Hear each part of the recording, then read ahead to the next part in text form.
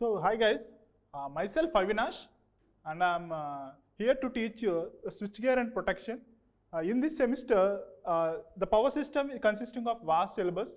As you know that you already done in the previous semesters about power generation, the transmission. In that power transmission, you already know the different kinds of constants like inductance, capacitance, and with different models. You played with transmission lines, T model, pi model, and all that. After that, you have gone to the power system analysis, where you learn about the power system stability. And then after doing the stability analysis, you went to load flows analysis. After that, you have a system called a switchgear and protection. Why the switchgear and protection? Why do they need the protection? Because everything works normal means not an issue. All of a sudden, any fault occurs, there will be an issue. So to recover that fault, we need some equipment.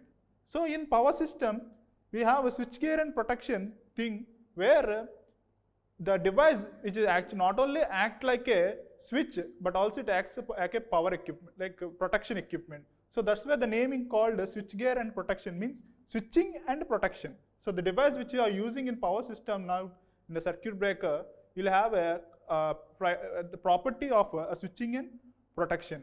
As you know that we have different kinds of faults, the manual fault or a system fault. Manual fault means any like in a in any rainy seasons, in any different kind of situations, the environment conditions, you may occur faults. That is, we can't do anything.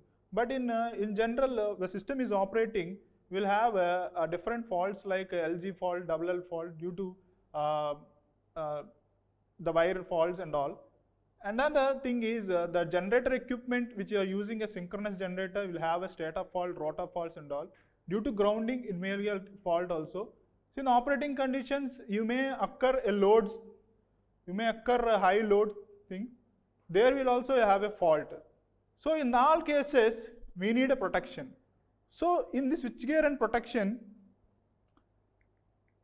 in this course, we have an objectives where to provide the basic principles and operation of various types of circuit breakers, and to study the classical operation and application of different types of electromagnetic protection relays. So these are in this first thing, you'll learn about different circuit breakers, and then you'll know about different electromagnetic protection relays. After knowing these two about circuit breaker and relays, you'll get to know about how to use those things in generator equipment, transmission and all. And later you'll learn about different principle and operation of different types of static relays. You have different kinds of relays, static relays, distance relays, overcurrent relays and all. And then you study different types of error voltages in a power system and the principle of different protection schemes for insulation. So error voltages you may occur, like when lightning strokes occur, we'll have an error voltages. So in there we need an arrestor, that is called surge arresters. About that we'll discuss that. So these are the course objectives you got to know. And you have 5 units. In that 5 units, you have circuit breakers, and you have electromagnetic protection, and you have a generator protection. In this generator's protection, you will also know about the transformer protection and the feeders protection as well.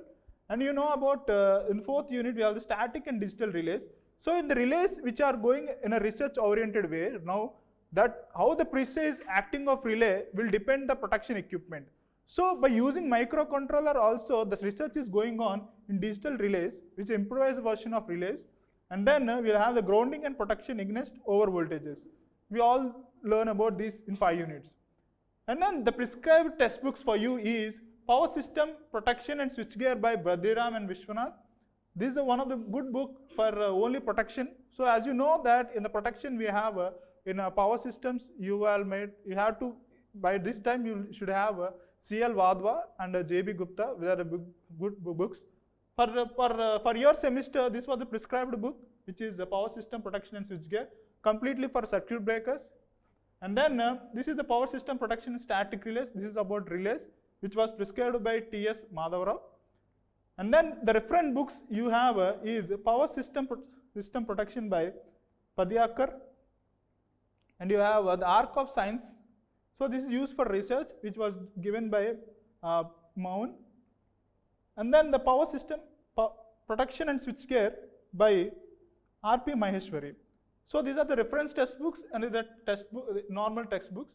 So in this prescribed things is you have to go to these textbooks. Okay. Now the circuit breaker. What is the circuit breaker?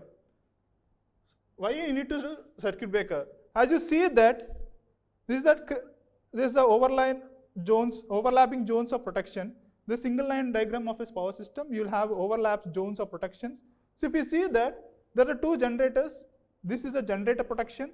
After that, the generated voltage, which is 11 kV, it is transformed to step up. After this step up, the feeder continues, and again the system, you also know that the single line diagram. So if you observe carefully, for every zones, you have a circuit breaker here. So why you need a circuit breaker there? For example, all of a sudden if a fault occur over here,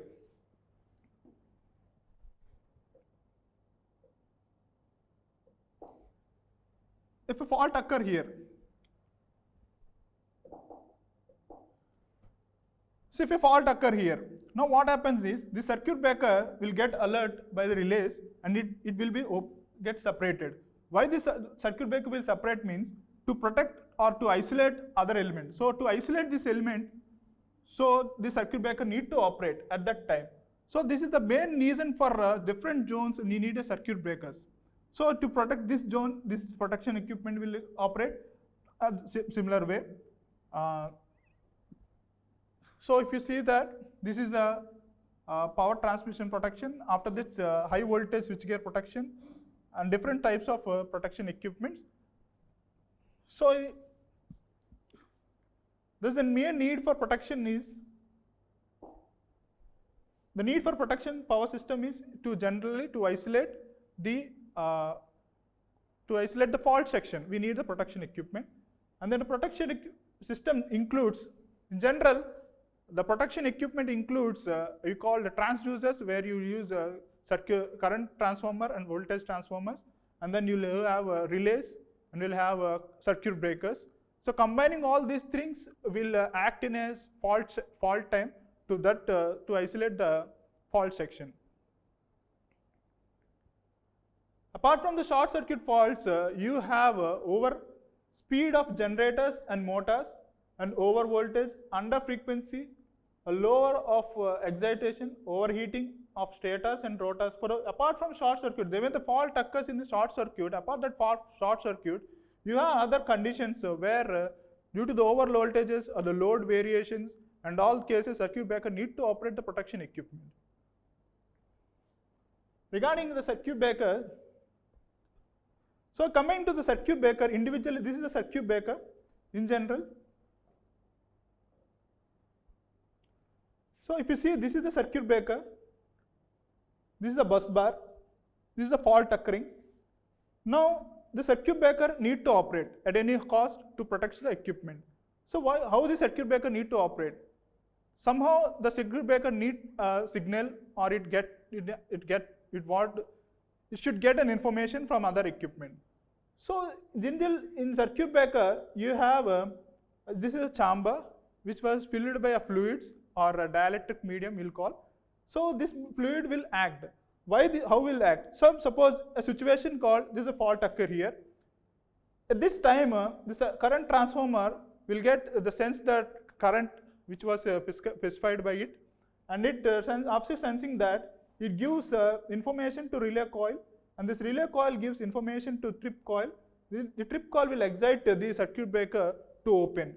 So if you open means they will form an arc here. Now actual thing started here. So if an arc should be removed immediately means everything is cool. But in some cases the arc won't remove. The arc will strike again. That means the fault will continue. That should not be happen. The circuit breaker need to operate in such a manner that whatever the situation, the arc should be extinguished with any manner by giving a sufficient dielectric medium like air, oil, vacuum and F6. These are the fluids which was prescribed by the circuit breaker. Should it stand the arcing? So it should withstand the arc and it should overcome the arc by giving a good dielectric medium so that it operates and extinguish the arc. That is called arc extinction. So that arc extinction things at that point microsecond levels We'll leave all that things in elementary principles. You'll get to know in later sections. And then this general operation of the circuit breaker. So the function of the circuit breaker is generally, if someone asks you what is the circuit breaker means, it is a single line to isolate the fault section. That's the thing. That's the thing. Just to isolate the fault section, you need a circuit breaker. The operation thing is, it's the circuit breaker get the information from trip coil. That's the single line answers you need to answer. And in the pinch of process of arc extinction, you have a fault clearing time for the circuit breaker. What is the fault clearing time? In general, if a fault occurs, the circuit breaker needs information from relay. So from the point of fault occurring and the point of relay operation and the point of arc contacts releasing, the all combination calls as a fault clearing time. In this fault clearing time, that means when a fault occurs, the CT will get information, will get excited. From there, the fault clearing time is that relaying time means, in that relaying time, the time from fault inception, that is the circuit, the current transformer is incepting something is happening, is going to happen. It is then the fault clearing time starting. So that is means the relaying time includes time from fault inception to the closure of trip circuit of the circuit breaker. So relaying time means the closure of trip circuit. So trip circuit is a trip circuit. So this closure of trip up to fault inception time to the closure of trip circuit gives a relaying time. And then breaker operating time means the time from closure of the trip circuit coil. That means after relaying time, the circuit breaker opening time is started. That means time from closure of trip circuit to the opening of the contacts of the circuit breaker. Up to the opening of the contacts. So the circuit breaker gets the information from relay. From tripping coil to getting the information from relay, it gets contacts open. That is called breaker opening time. And then arcing time. Immediately the circuit breaker gets the information from the trip coil. It gets separated, gets fixed contact and the moving contact gets separated. From there, it is called the time from opening of contacts of the circuit breaker to the final arc extinction. If the arc gets extinguished completely, our job is completed. That is called arcing time. So the breaker interruption time means the breaker opening time plus arcing time. So breaker opening time plus arcing time gives breaker interruption time. And the fault clearing time means, as you know, that operation of relays and the circuit breaker gives fault clearing time. This is about this which I was discussing right now. This is relay opening time and this is breaker inception time, opening time, and this is arcing time. Combining all these things gives fault clearing time. So in this is about knowing about the circuit breaker and knowing about why we need the power system analysis, switchgear and protection to protect equipment. And the next next sections, you will be learning about what is meant by arc voltage. So in complete detail analysis, and what is meant by after getting arc, what we need to do is arc interruption. So in that arc interruption, you have the two methods, that is high resistance interruption and current zero interruption. After learning of this, there is a situation occurred.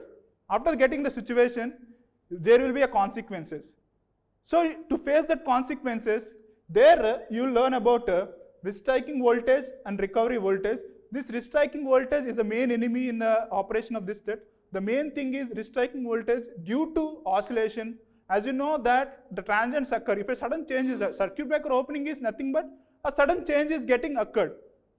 Okay, if a sudden change is getting occurred, there will be an oscillations. If you reduce the oscillation or if you reduce the transients means our job is completed. There we'll learn about restriking voltage and recovering voltage, and then we will be learning about resistance switching, current chopping and all. Thank you guys.